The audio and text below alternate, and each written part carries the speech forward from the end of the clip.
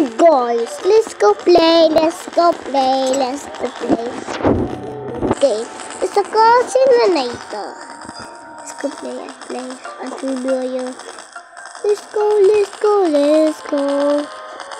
Let's go. Let's go. Let's go. Let's go. Let's go. Let's go.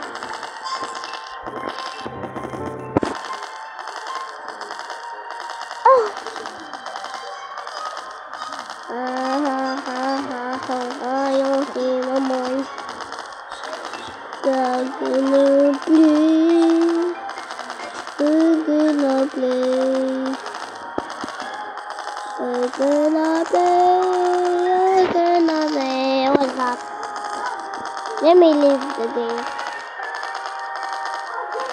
6 billion. Why 6 billion?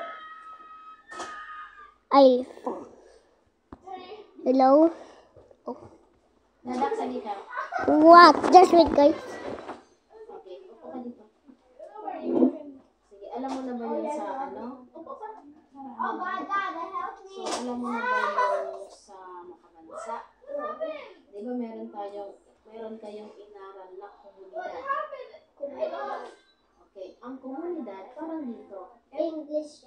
Hindi, Alam ko yung Tagalog. English. Anong English ng komunidad? Community. Galing naman ng baby ko. Galing. O, That's ngayon. all. No. Opo, hindi pa kapatapos. So, community or komunidad, binubuo siya ng mga tao. Diba? Parang itong Lisandra. Itong Lisandra ay isang community. Tapos binubuo natin tayo ang mga tao. Okay?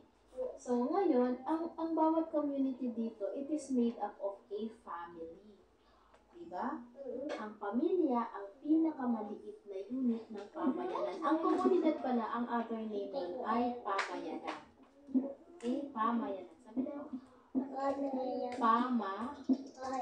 Pama, ya, nan. Pama. Hindi mo naniniyan po na yung pamayanan. Okay. Ngayon, so meron tayong komunidad. Ito, meron tayong tao, tayo. Tapos tayo, si Papa, si Mama, ikaw, si Kuya, si Wawa.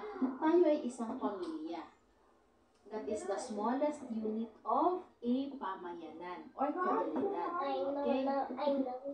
Meron din tayong tinatawag na pamahalaan. Okay? So, alam mo ang kapitan, barangay captain. Ang barangay captain, siya yung namumuno sa isang barangay. Okay? So, part tayo ng barangay. Okay? Okay. Ngayon, meron din tayong, upo ka muna. So, matagal dito. Meron din tayong wika. Ang wika ay ginagamit sa pagsasalita. Okay? Ano ang wika natin?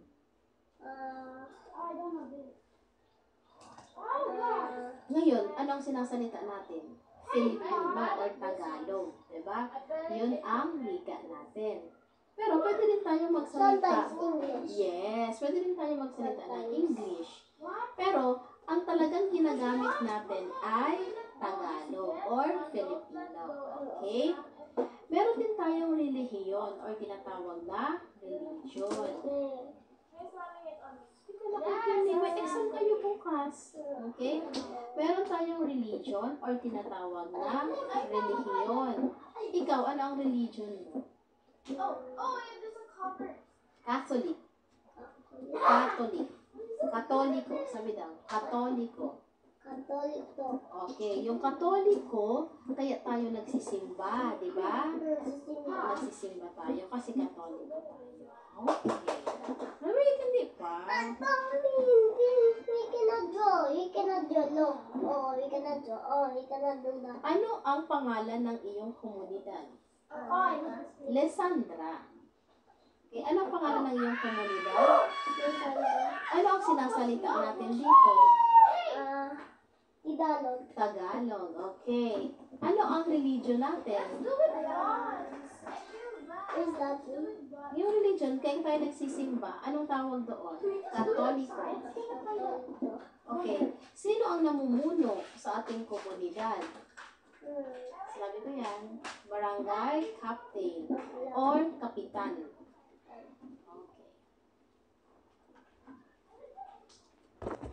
I'll just leave, guys. I'll just leave. Halika muna. Ito na lang. One left? Oo, meron. Kunti na lang to. So, meron tayong tatlong klase ng pamayanan. Diba? Meron tayong pamayanan residential kung saan dito tayo nakatira. Kagaya nito. Ito ay tawag sa pamayanan residential. Hindi, sa Lisandra sa Camellia.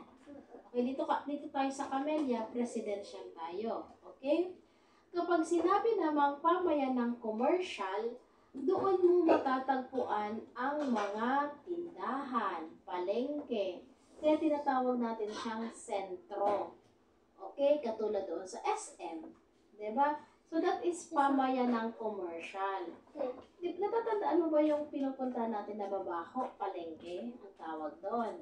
Okay? So, yun pa rin ay pamayanang commercial pa rin. Basta may nagtitinda, commercial. Okay? Basta may nagtitinda, commercial ang tawag doon.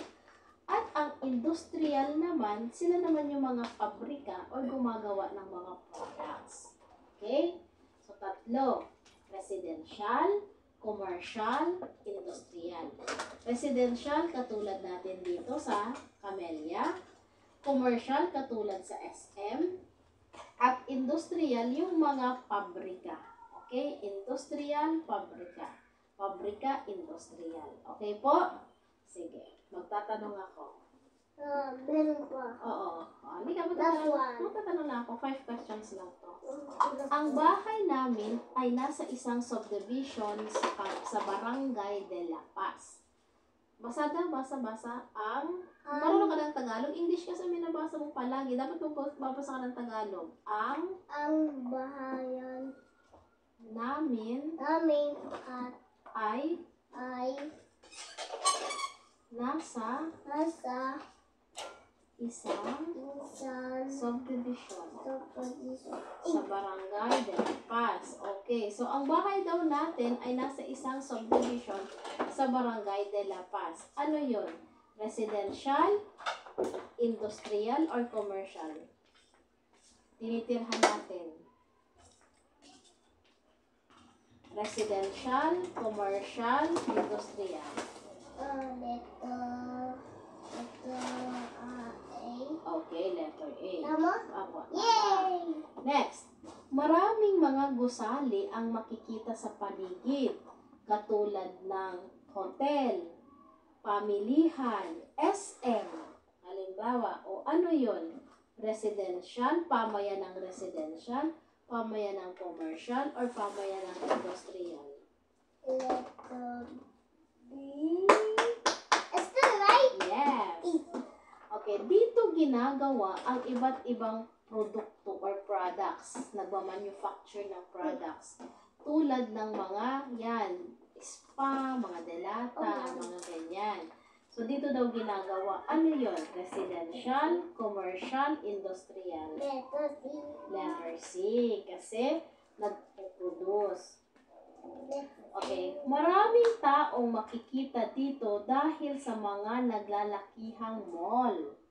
Kagaya ng SM. Ano siya? Residential, commercial, industrial. Letter A.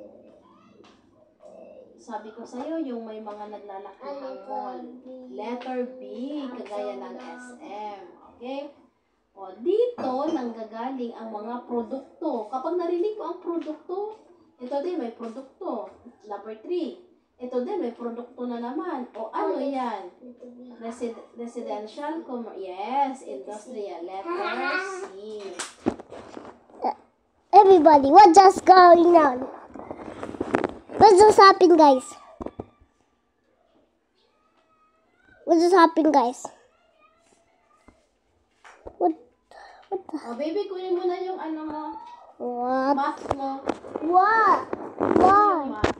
Why? Just wait, guys. Math, tapos reading and literacy. Off mo lang muna yan kasi may gagawin tayo. Pagpasa na Bye, guys.